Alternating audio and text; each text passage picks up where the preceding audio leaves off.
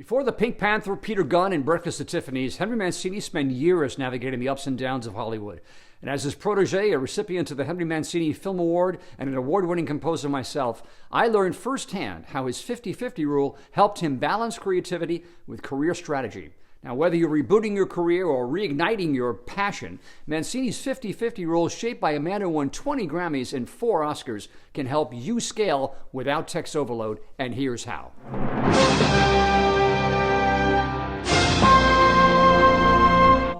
Whether you're returning to composing after years away or just looking for a smarter way forward, this video breaks down 3 game-changing ideas that helped shape my film career, all learned from my mentor, the legendary Henry Mancini. When I was a grad student at UCLA, I received the Henry Mancini Award for Film and had that rare opportunity to study with Henry himself, winner of 21 Grammys and 4 Oscars, amongst many other awards. And one day I asked him the question every aspiring film composer asks: how do you break into film scoring? His answer stuck with me ever since. He said, Chris, if you want a career in this business, spend 50% of your time working on your craft and 50% of your time finding work. And when I first started out in Hollywood, the path into film scoring looked very different than today. I mean, every major studio had its own music department.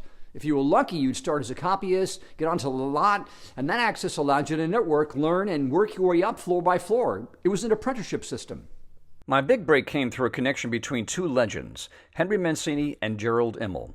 At the time, Jerry was already composing Dallas and Knots Landing for CBS when he heard I had won the Mancini Award. It was Henry who brought my music to the attention of composer Gerald Immel, who composed the scores for CBS's Dallas, Knots Landing, and Paradise. I remember Jerry giving me all the action cues for the last 5 seasons of Dallas because he was too tired of writing them.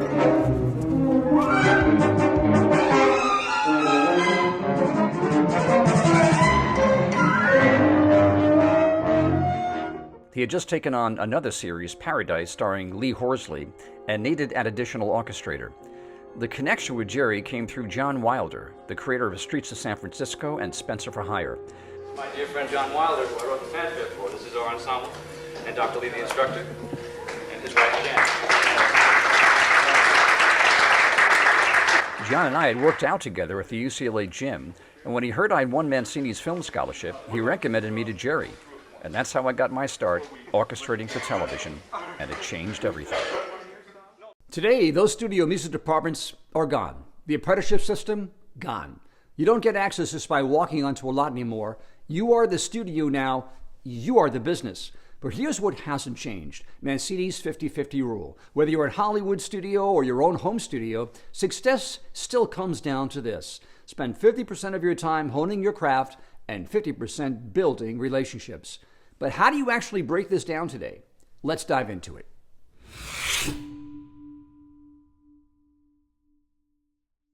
Let's start with the finding work part.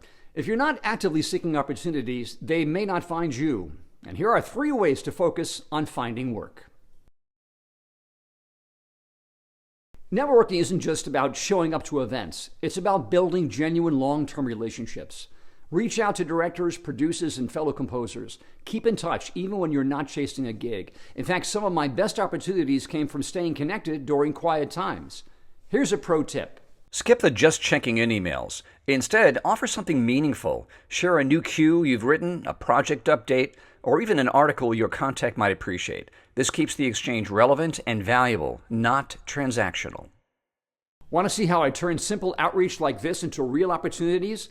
In my video, Compose for Free Now, Cash in Big Later, Strategic Tips, I share 2 stories that show how free gigs done the right way kickstarted a thriving composing career. Check the link in the description box below. Marketing today looks very different than it did 20 or 30 years ago, but the core idea remains the same. Let people know what you do and how you can help their story come to life. If you're coming back into the industry or decades of experience, even in another business, they are an asset. You don't need to go viral. You just need to be findable and relevant.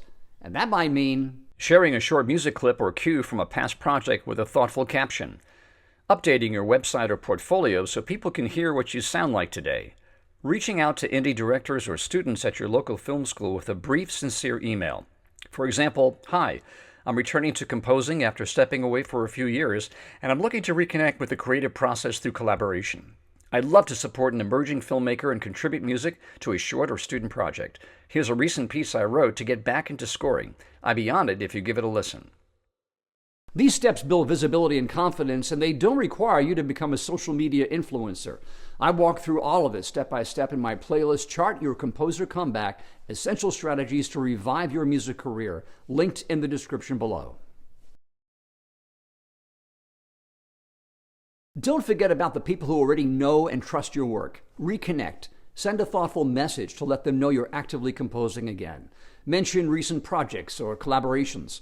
This kind of gentle reminder is often all it takes to open doors. If you scored something years ago, send them a fresh version, maybe remixed or rescored to respark the connection. And if you're thinking, what if I don't have any connections at all? Don't worry, I've got you covered. In my video, Composers, How to Land Your First Composing Gig Without Any Contacts, I walk through step-by-step strategies to build new relationships and create opportunities from the ground up, even if you're starting fresh. Now let's talk about the other 50%, working on your craft. This part is all about constant improvement and staying at the top of your game with the current technologies.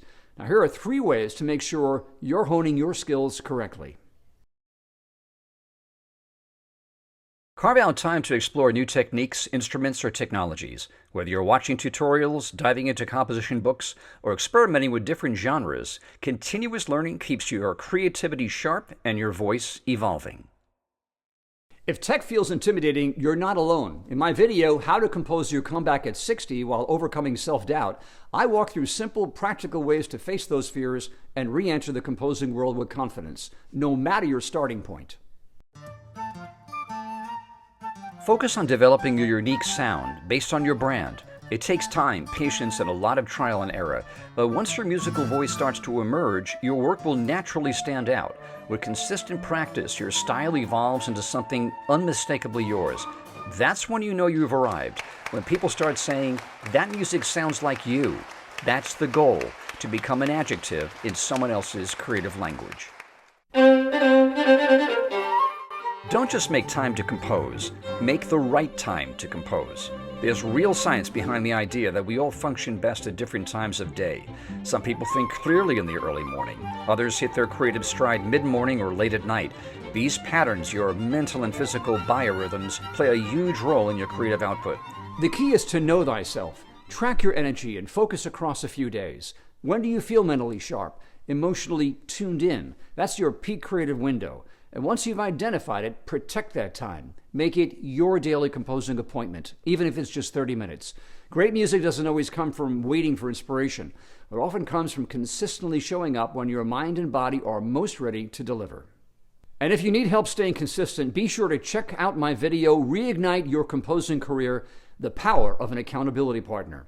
In it, I share foundational strategies from creatively rescoring iconic TV themes to building a custom Excel tracker that helps you stay organized, seize every opportunity, and keep your music top of mind with potential clients.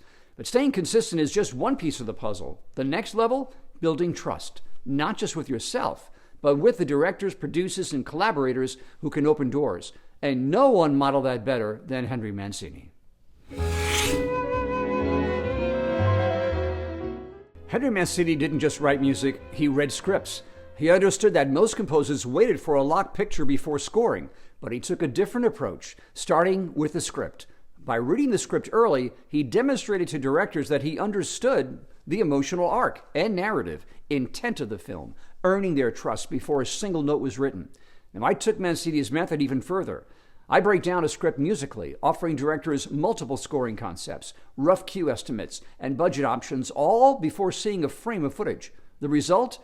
Greater chances of being hired, deeper creative collaboration, and a reputation as a true partner in storytelling, not just a composer. So here's an example how I break down a script for a director. As I read through this script, I began by adding character names and key profile points at the top of each page. I organized my notes by page, highlighting key moments where source music, underscore, or character motifs can be introduced. I also identified potential areas where musical themes could define characters or evoke specific emotions. At the end, I provide a summary.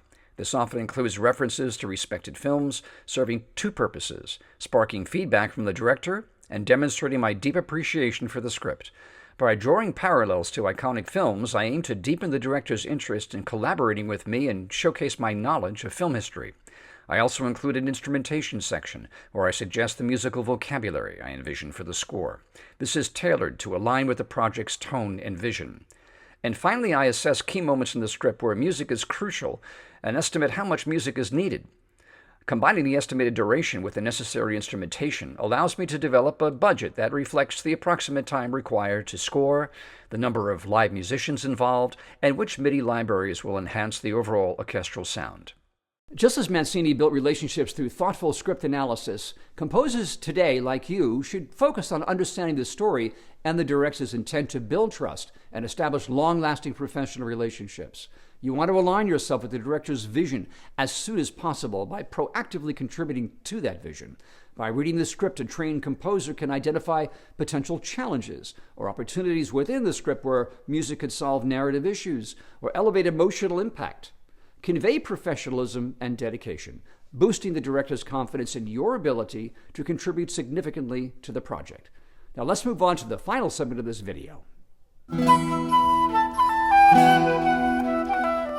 While Ennio Morricone often collaborated with the Roma Sinfonietta, John Williams conducted the Boston Pops and other major orchestras, and Lalo Schifrin led his own jazz and studio ensembles. Henry Mancini stood apart as the only composer with his own dedicated orchestra.